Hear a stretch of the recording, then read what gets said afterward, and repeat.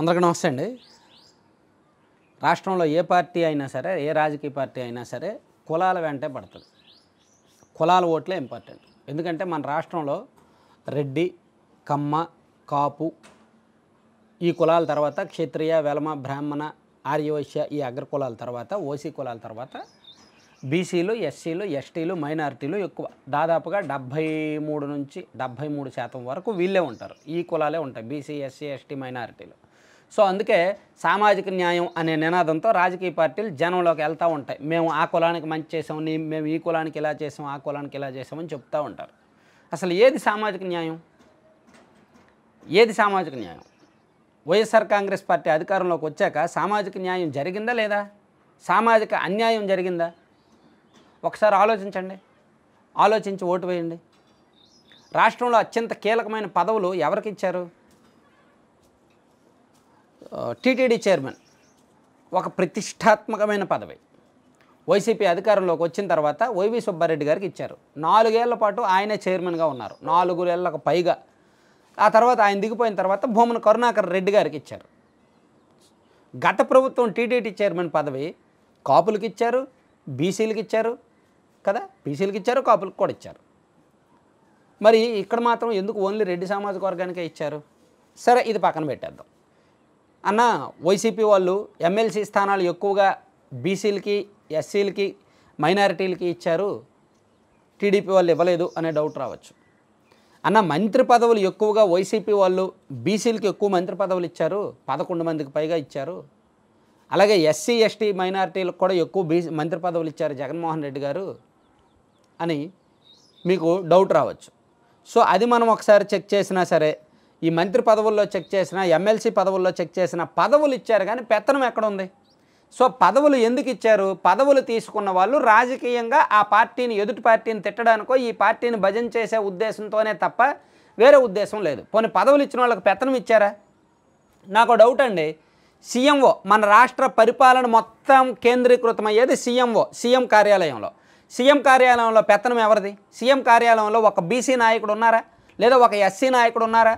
లేదా ఒక మైనారిటీ వాళ్ళు ఎవరైనా ఉన్నారా? సీఎంఓలో ఐఏఎస్లు పనిచేస్తున్న ఐఏఎస్లు అదే జిల్లా, అదే సామాజిక వర్గం. అక్కడ ఉన్న సలహాదారులు అదే జిల్లా, అదే సామాజిక వర్గం. సజ్జల రామకృష్ణారెడ్డి గారు, ధనుంజయ రెడ్డి గారు, మురళీధర్ రెడ్డి గారు, జవహర్ రెడ్డి గారు కావచ్చు, లేదా ఇంకా కొంతమంది ఉన్నారు, చాలామంది ఉన్నారు, కృష్ణ మోహన్ రెడ్డి గారు, ఇలా చాలామంది ఉన్నారు. అంటే మనం రాజకీయంగా పెత్తనం ఎవరి చేతుల్లో ఉంది? ఎమ్మెల్సీ పదవులు కొంతమందికి ఇచ్చుండొచ్చు కాక, మంత్రి పదవులు కొంతమందికి ఇచ్చుండొచ్చు కాక, సామాజిక న్యాయం అని టముకు కొట్టుకోవడానికి, భజన చేసుకోవడానికి పదవులు వేస్తే వేయొచ్చు కాక, ఎవరూ కాదనట్లా. కానీ పెత్తనం ఎవరి చేతుల్లో ఉంది? అత్యంత కీలకమైన పదవులు ఎవరి చేతుల్లో ఉన్నాయి?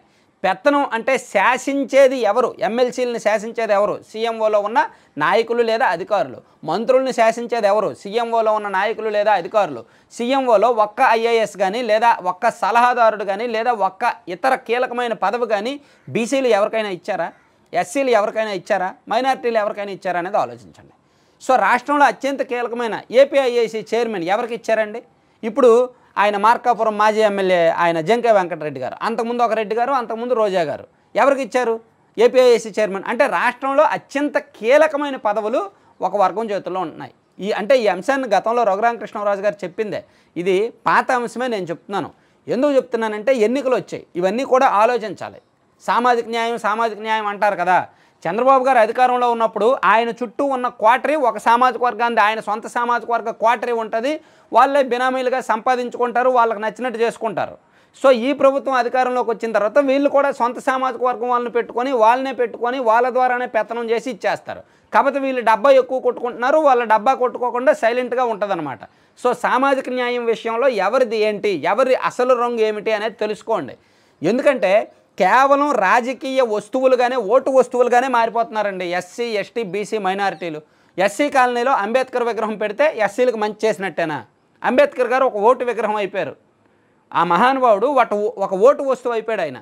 ఎస్సీ కాలనీలో అంబేద్కర్ విగ్రహం పెడితే ఓకే, ఎస్సీ వాళ్ళందరూ మనకు మంచి అయిపోయినట్టే, మనకు ఓటు వేసినట్టే అని భావిస్తున్నారు రాజకీయ నాయకులు. అంతకుమించి వాళ్ళు ఏం చేయట్లా. ఆ కాలనీకి ఎంత నిధులు ఇచ్చారు? లాస్ట్ 1 ఇయర్లో ఎంత ఖర్చు చేశారు? ఎందుకు రోడ్ లైట్లా, ఎందుకు డ్రైన్ లైట్లా, అక్కడ ప్రతి ఇంటికి ఎందుకు పక్కా గృహాలు నిర్మించట్లా అది అడగాలి. ఒక అంబేద్కర్ విగ్రహం పెట్టడం, సంవత్సరానికి ఒకసారి వెళ్ళి దానికి పూలమాల వేయడం, వాళ్ళ చేత పొగిడించుకోవడం, వచ్చేయడం, అంతేనా? అది సామాజిక న్యాయమా? సో ఒకసారి ఆలోచించండి. రాష్ట్రంలో సామాజిక న్యాయం ఇది కాదు. 2 పార్టీలు కూడా మోసద్వారంలో వెళ్తున్నాయి, మోసం చేస్తున్నాయి. సో ఆలోచించి ఓటేయండి. Thank you.